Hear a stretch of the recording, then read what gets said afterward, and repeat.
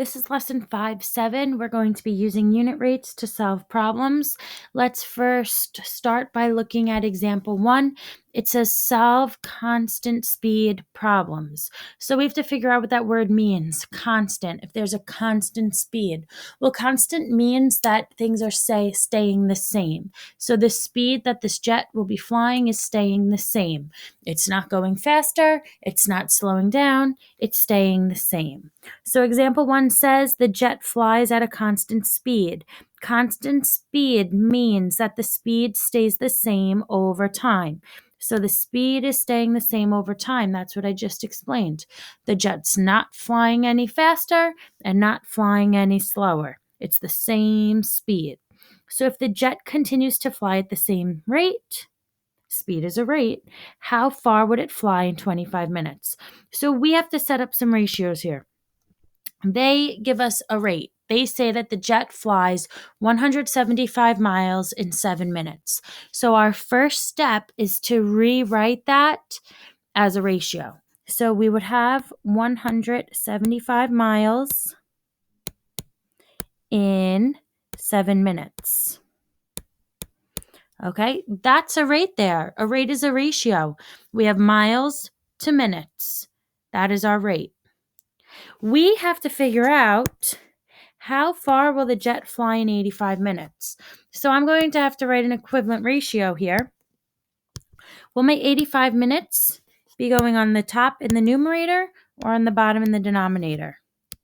Well, minutes is on the bottom, so I'm going to write 85 minutes on the bottom. And then I have to figure out how many miles will this jet be flying in 85 minutes. So my first step here would be to look and see, can I easily go from 7 to 85? We can't. 7 times 11 would be 77. So then 7 times 12 is 84. So it's not a quick multiplication. 7 times something is 85. So that means we're going to be using the unit rate here to help us. So let's rewrite this ratio. We have 175 miles to 7 minutes. Notice how we're labeling these numbers because we have to stay consistent as we solve the problem. So to find the unit rate, we're going to be figuring out how many miles does this jet fly in 1 minute. Remember, unit rate means, well, how much or how far for 1. So how do we go from 7 to 1? From 7 to 1, we will be dividing by 7. Whatever we do to the bottom, we have to do to the top. 175 divided by 7. Let's put it in our calculator. 175 divided by 7 is 25. So that means that the unit rate here is that this jet is flying 25 miles in 1 minute. But that doesn't help us answer the question. The question is, how many miles does the jet fly in 85 minutes? So now where are we going to put that 85 minutes? Are we going to put it on the top in the numerator or the bottom in the denominator? We will be putting it in the bottom because the minutes has to be consistent throughout the whole problem. So if we have minutes on the bottom, minutes on the bottom, minutes on the bottom, it has to stay consistent. Miles on top, I will have miles on top. So now, how do we go from 1 to 85? Well, the number's getting bigger. You will be multiplying times 85. Whatever you do to the bottom, you have to do to the top. 25 times 85 is 2,125 miles. Now, if I want to check this, I'm going to go back to my original ratios that I set up. So I'm going to use my little, what do I want to call it? It's not like a shortcut, but I guess it's a good way to check a problem like this, where we can cross multiply, then divide. So I look on the diagonal. I'm going to cross multiply. 175 times 85 is 14,000. 14,875. Now I have to say, okay, 7 times what will also give me that 14,875. So I will divide. I cross multiplied. I got 14,875. Let's divide by that third number, the 7. And I got 2,125 miles. And look, that checks with what I found when I solved this the unit rate way. So I think it's important for you to see that there's 2 ways to solve these questions. The unit rate way tells you how far the jet is flying here for 1. That top part, the cross multiply then divide, is a good way for you to check your work to make sure that you are correct. Number 2 here.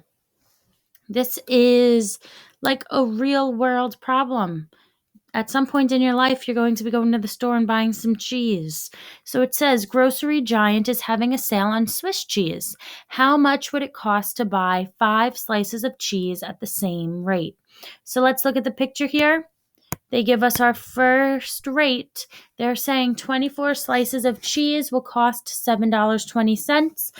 We always say to put money on top. So we will have money on top. $7.20. I will get 24 slices of cheese.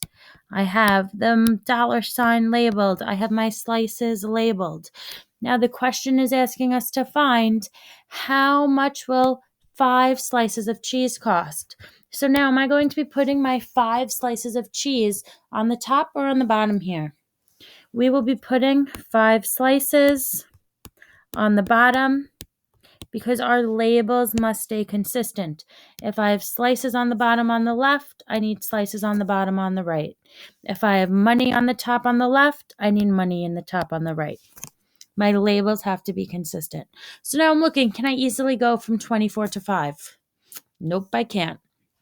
So we have to find the unit rate here. We will be figuring out, well, how much money does 1 slice of cheese cost? Well, we have to rewrite our ratios. So we have $7.20 for 24. I'm just going to write an S there for slices. So now let's figure out, okay, how much will 1 slice cost? That's my unit rate. So what math are you going to be putting in your calculator here? Well, I'm saying, how do I go from 24 to 1? I divide by 24. Whatever I do to the bottom, I have to do to the top. So $7.20 divided by 24. Let's figure out how much money will 1 slice of cheese cost there. $7.20 divided by 24 is 0.3. My calculator says 0.3. Well, is that 3 cents or 30 cents? You have to add the 0 on the end when you talk about money. Money goes 2 places to the left of the decimal point, tenths and hundredths. So now we figured out that 1 slice of cheese costs 30 cents. So then how much money will 5 slices of cheese cost? Well, how do you go from 1 to 5? You would do 1 times 5. Whatever you do to the bottom, you have to do to the top. 30 times 5, let's see, 30 cents times 5, so 0.3 times 5 is 1.5. Well, again, we're talking about money. So is it $1.05 or is it $1.50? It's $1.50. So 5 slices of cheese would cost $1.50. Let's check this with the cross multiply then divide. So I look on the diagonals. I'm looking to see what can I cross multiply here. I can cross multiply $7.20, 7.2 times 5 is 36. So then I know that my 24 times something is going to have to also equal 36. So that's why it's cross multiply then divide, because we're saying 36 divided by 24 gives me that $1.50, because 1.5 24 times 24 equals the 36. So how much money will 5 slices cost? 5 slices will cost $1.50. Last question here. Let's look at example 3.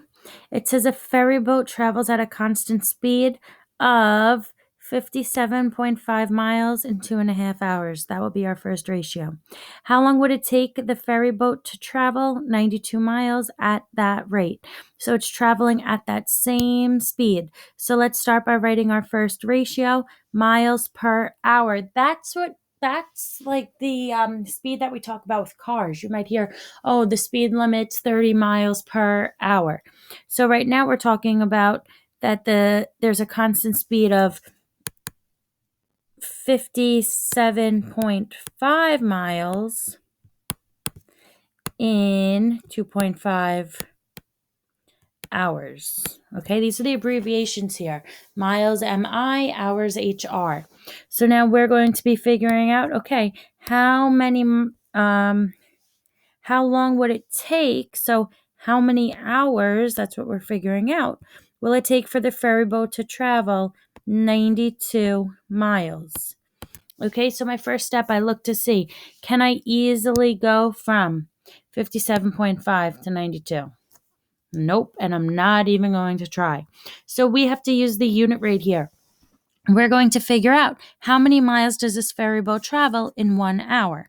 So we would have 57.5 miles in 2.5 hours.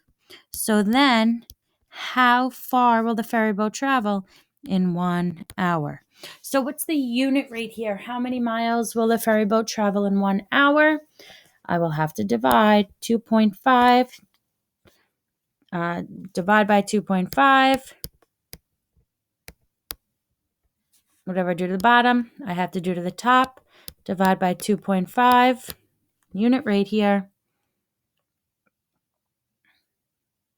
So 57.5 divided by 57.5 divided by 2.5 is 0.4. No, I made a mistake. Let me try again. You see how my numbers didn't make sense? 57.5 divided by 2.5 is 23. So the cruise travels 23 miles in 1 hour. That's my unit rate here.